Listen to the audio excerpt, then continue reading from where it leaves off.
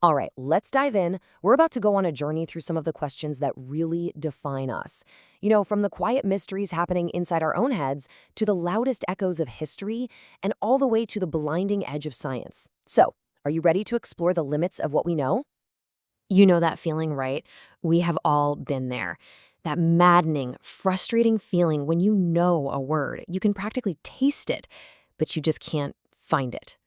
Well, that simple, universal feeling is the perfect place for us to start our journey of inquiry.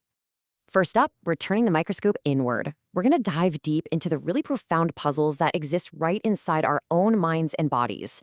And we're starting with that exact feeling of a word that's just out of reach. Turns out that feeling actually has a name. It's called the tip of the tongue state. And it's basically a glitch in our mental filing system, a temporary breakdown in how we retrieve memories. When it happens, parts of our brain, like the anterior cingulate, they light up like a Christmas tree, detecting this internal conflict and giving us that urgent, frustrating sensation that the answer is right there. Okay, from one internal mystery to another, sleep. Or maybe more accurately, the chronic lack of it. And this number is staggering. Only about 1 in 10 American teenagers gets the sleep their developing brains are desperately crying out for. And this isn't just about them scrolling on their phones late at night. There's a powerful biological force at work here. See, during puberty, a teenager's biological clock literally shifts. Their brains don't start releasing the sleep hormone, melatonin, until around 11 p.m., which is a full 2 hours later than for most adults. So when we force a teen to wake up at 6 a.m. for school, it's the biological equivalent of waking an adult up at 4 in the morning. I mean, no wonder they're so tired and moody. So from the biological codes that drive us, let's switch gears and explore the codes of human creation. How do we build things that move millions of people, whether it's the perfect pop song or a story that you just can't put down? Believe it or not, there's a classic formula behind most hit songs. The verse sets the scene, then the pre-chorus starts building that anticipation, and then, bam, the chorus hits you with that irresistible sing-along hook. Songwriters literally live by one simple rule. Don't bore us, get to the chorus. It's all about building and releasing tension in a way that our brains just find so satisfying. Now, let's shift from sound to sight. For decades, comics were kind of dismissed, right? But it turns out they are a uniquely powerful educational tool. Because they're visual, readers can control the pace, slowing down to linger on a complex idea in one panel before they move on. And you can't argue with the impact. Adding graphic novels to a library can boost its total circulation by up to a whopping 80%. From the codes of creation, let's journey back in time to the echoes of the past. How do stories and even objects from centuries ago continue to shape the world we live in today? Let's take the humble colinet. Its history is really a microcosm of our own. It's both incredible and, a lot of the time, very dark.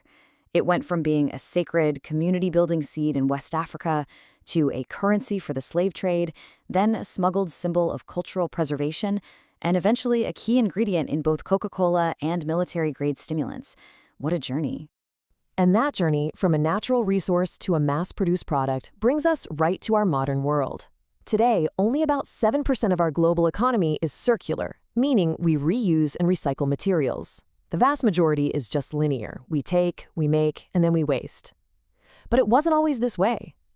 Let's take a look at a city that perfected the art of reuse. 400 years ago, the city of Edo, what we now call Tokyo, was a model of sustainability. It was all rooted in this concept of motenai, or no waste.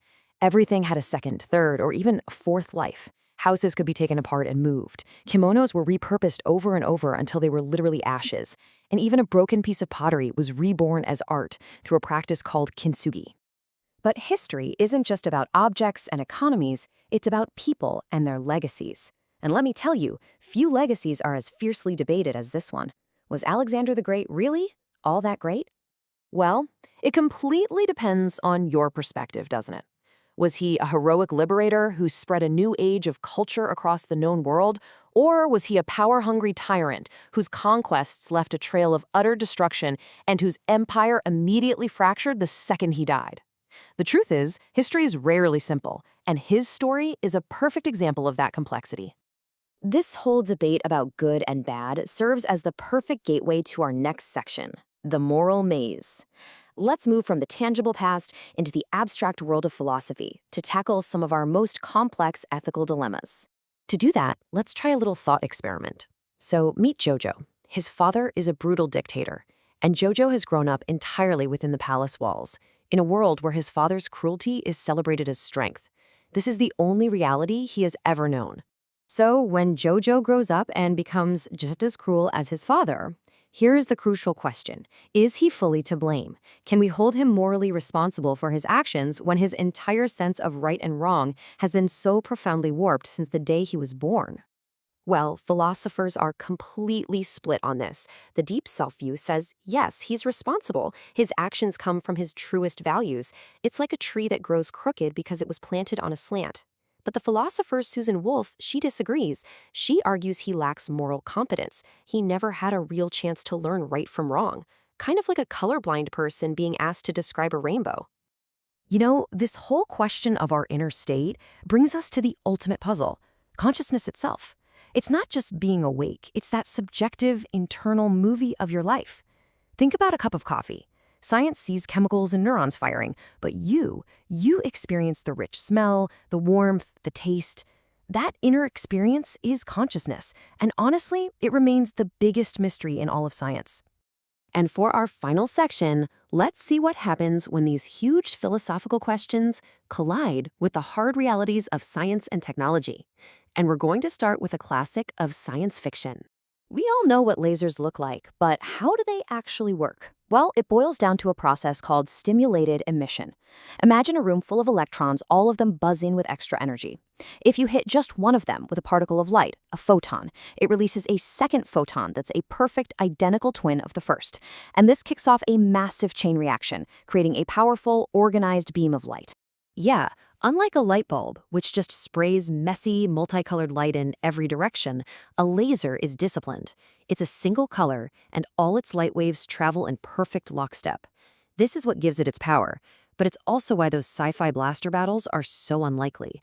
The huge amount of energy needed would generate incredible heat, and our own atmosphere scatters light, which would weaken the beam anyway. So, we've journeyed from the tip of our tongues to the edge of the galaxy. From the codes inside our bodies to the echoes of our past. We've seen how every answer seems to unlock a dozen new questions. And that just leaves one final, crucial question for you to consider. What will you be curious about next?